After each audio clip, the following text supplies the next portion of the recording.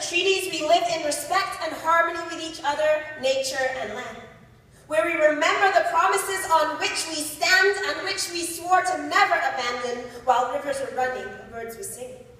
I believe in the value of a nation that is indigenous, not a nation of the past, but one that values knowledge systems and wisdom, that looks beyond colonialism, that gets rid of the myth of two founding European nations as the only source of civilization. A Canada no longer dependent on capitalism, genocide, and racism. A Canada where women are given equal place. My vision is for a Turtle Island where resources are sustained and where communities are maintained and where the wealth gap is restrained.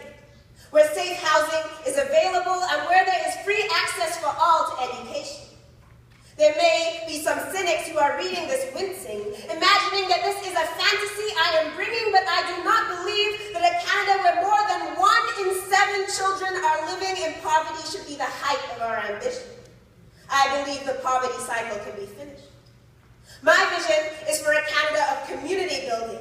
Come to Centerline Studios where there is music spilling out of the windows and youth are chilling in the rooms and stairways where, despite poverty conditions, our young people are resisting the stereotypes and refusing to be statistics. This is not just something I am wishing, because I have seen it come to fruition. When we refuse to give up on our youth and give in, allow them space and time to respect their vision, they will deliver and communities will follow.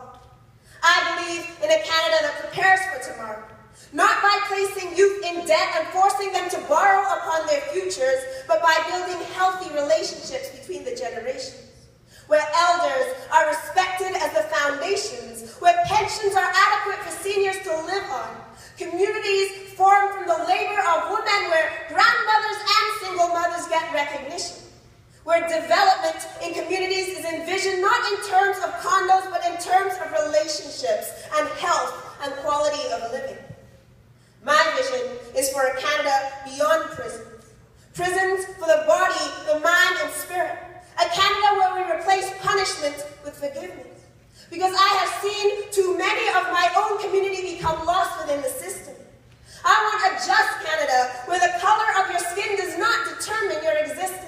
Where we treat instead of punish mental illness.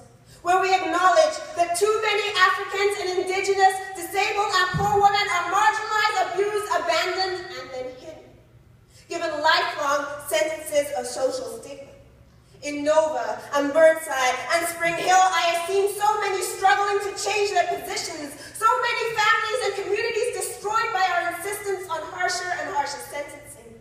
It is time for a Canada that is committed to rethinking a system that punishes based on wealth divisions, based on race and class and social victims.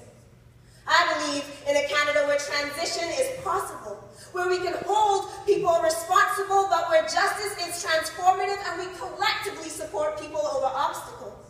A Canada where even those who transgress are not forgotten, and where we measure our progress by the treatment of those at the bottom. My vision is for a Canada of paperless citizens, where refugees and immigrants are not limited, where we accept all who are willing, a Canada where lessons in French and English and Indigenous languages are free, a Canada where multiculturalism is not just lip service, but a purpose and a mission.